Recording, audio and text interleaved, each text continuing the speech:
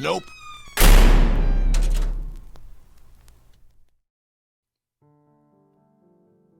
We are hungry, Mia said, in her usual monotone voice. You know we need to eat. Otherwise, you're responsible for what happens. She stared at me with icy blue eyes, waiting on a response. Her sister, Nia, a carbon copy, both physically and in demeanor, stood at Mia's side, nodding. I let out a sigh and begged them to wait another few hours. I tried explaining that it only had begun to get dark, and we'd likely have more success looking for something to eat later into the night. Nia shook her head. No, the food from last week ran out, and we're hungry. Figure it out, now, or we will. This was a repeat of a conversation we'd had many times over. And as I had quickly learned in the past, their demands were not up for debate. Reluctantly, I opted for acceptance and went to grab my keys from the counter while telling the two young girls to get into the car. Large smiles appeared on their faces as they sprinted off. In the 2 years they'd been with me, I'd only recognized them exhibiting an emotion close to happiness a few times, and each of those moments was directly related to having the opportunity to eat. Lately, I have found myself becoming more and more annoyed with the two. Their appetites had ramped up considerably over the past couple of weeks, and there was quite a few times I'd been on the verge of denying them outright. However, their casual reminders of the consequences of my decisions always brought me back to a place of acceptance. Still, as I watched their reactions to going out, I caught myself, at least for a second, believing they were two ordinary girls off to get a Happy Meal, or off to visit their favorite park. A smirk crossed my face as my brain conjured up a fictitious, normal reality. But that smirk quickly died as the actual reality of the situation set in when they called for me to come along. Slowly, my pure yet misguided thoughts melted back into feelings of disgust and frustration. No part of me wanted to get into the car, but a vague sense of needing to care for them, mixed with the knowledge of the consequences, drove me to do it anyway. I let my mind go blank as I drove around in silence. I scouted for miles, making random turns at who knows where, and passed dead end after dead end until finally I heard Mia say, "Stop right there." Looking to my left, I saw we had come across a young man walking alone on the sidewalk. We had made our way to a more sparsely populated part of the neighboring city, and a large empty park separated him from any houses that could have seen him. I drove up about 100 feet in front of the man and parked. Nia asked if everything was in the back, and after confirming the twins had everything they needed, they simply got out of the car. As soon as they were gone, I instinctively went to turn on some music, set the volume up to a near dangerous level, closed my eyes, and hoped, as I did every week, that this was all just a bad dream. It didn't take long for them to come back. I could hear the man being shuffled into the back of my car. His muffled screams were somewhat drowned out by the music, but not enough that I couldn't pretend I didn't know what was happening. The twins seemed to relish in his pain, mocking him as we drove back home. They sang and made comments about how the salt of his tears was the perfect seasoning, and how his weeping did well to accompany dinner. Their mind games worked exceptionally well, because the man was in the middle of a full-blown panic attack by the time we arrived. I let the girls into the house, and for a moment I was alone with the man. "Please," he begged. I don't know who you are, but my name is Lucas McCarthy. I have a baby on the way, and my job is going to call the police if I'm missing. Please, I'm a good man, and I won't say a word about this to anyone. Just please, let me go home." I made sure to look him in the eye as we spoke. "Lucas, right? Look, man, I'm so sorry. I want to help you, really. I want nothing more than to take you back home and for none of this to go down. But the girls, Girls?" Lucas interjected, his voice cracking as he spoke. No, listen, those aren't girls. Those are monsters.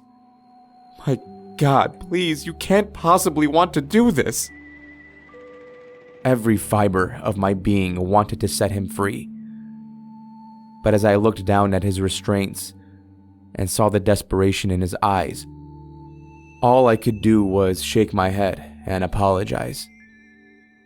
I told him that under any other circumstance, I'd do everything I could to protect him. But this was far beyond my control. His yells turned into more begging that eventually morphed into cursing. But ultimately, just like with all the others, I had to walk away. The twins were busy at work collecting spices and gathering different tools for their feast. I stood and watched them, partially disconnected from what was to come, and partially questioning why I let myself be involved with it. They said nothing as I stared, but Mia flashed me a quick look that sent shivers down my spine. When the twins were finished setting up their space, they brushed past me to go outside, barely acknowledging my existence. Before I knew it, they were dragging the screaming man into the kitchen. Lucas thrashed about, using every bit of life he had left to spare himself from the coming torture, but the ungodly strength of the two girls was too much. His final pleas for help forced me to cover my ears and close my eyes while I ran to my room, slamming the door behind me. The last thing I heard was his pained voice yelling before silence. Eventually, the only thing that remained was the clattering of pots and pans and a loud smacking of lips accompanied by the cracking of bone.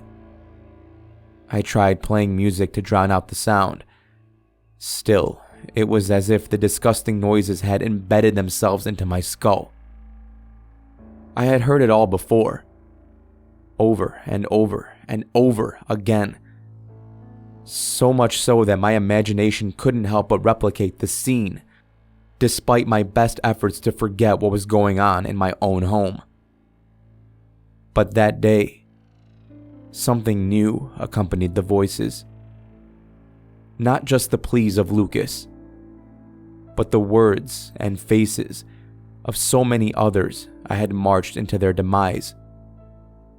It all flooded back so fast that I could feel a sharp pain in my head.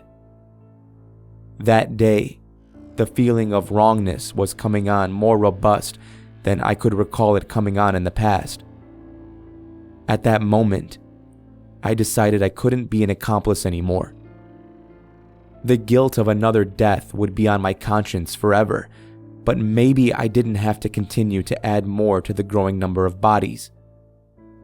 With faux confidence, but a fervor that drove me forward regardless, I pushed myself to storm towards the kitchen and end this madness once and for all. But the madness only intensified when I arrived. I expected to find two young twin girls. Instead, I found two naked, morbidly obese women. Their mouths were disgustingly wide. This allowed them to literally shove globes of flesh down their throats. 2 long black tongues slithered like eels around their forearms, picking up every piece of fallen meat.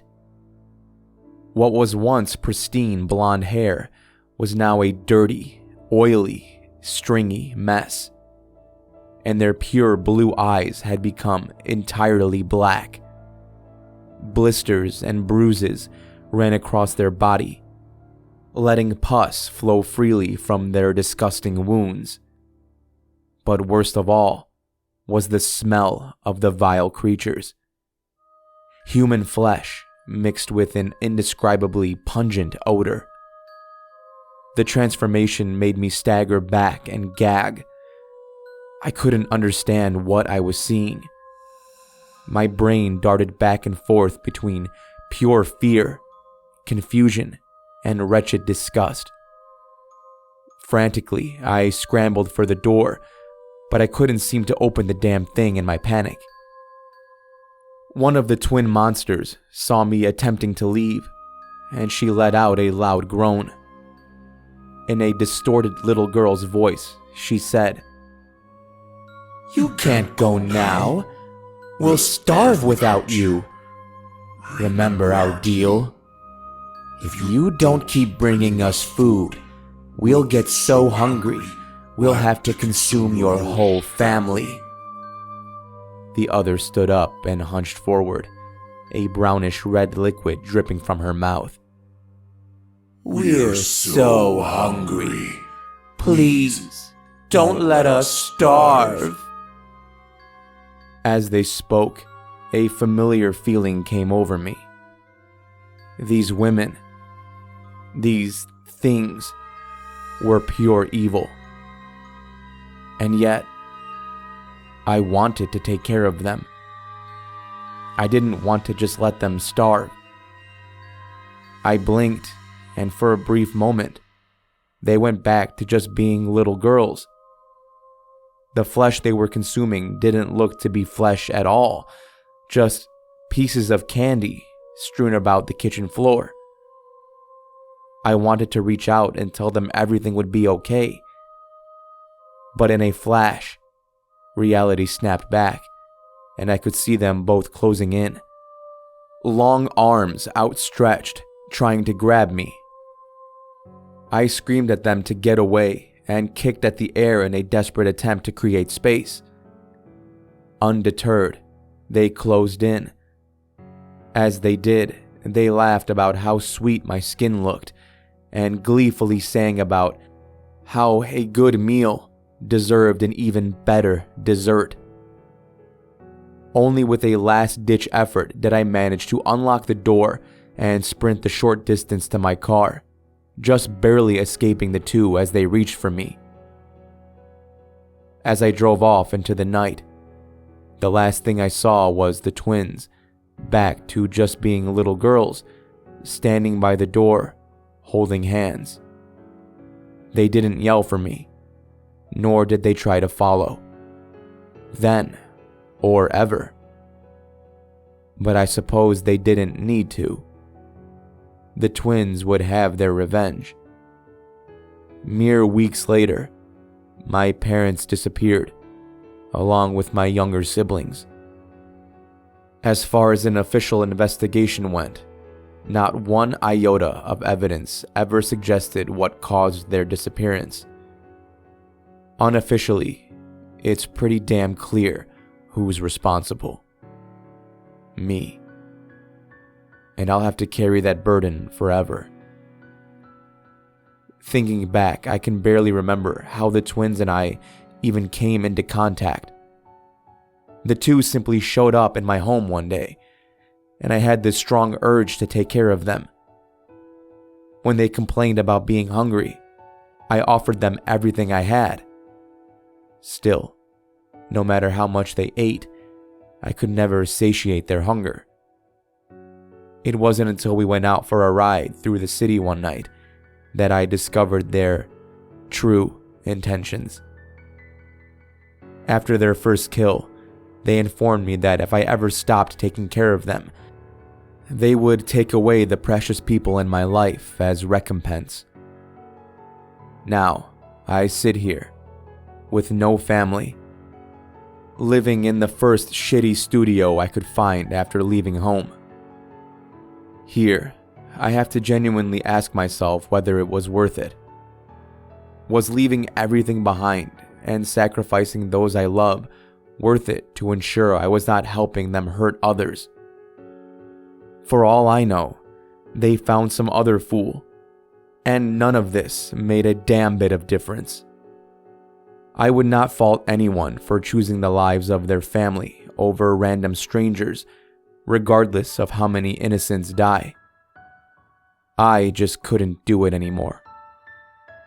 But still, the one solace I can take from this is that I'm glad I'm no longer helping to serve up humans on a silver platter to a pair of hungry twin monsters. Thank you for listening, and I hope you enjoyed this week's story. If you did, you know what to do. Take that like button and just make it cry, because tears are the perfect seasoning, and then butcher it and then eat it. Shout out to the author of the story, Bryan Young.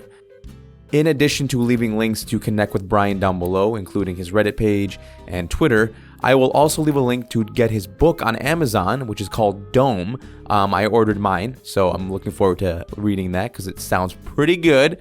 So if you're interested in checking that out, I highly recommend it.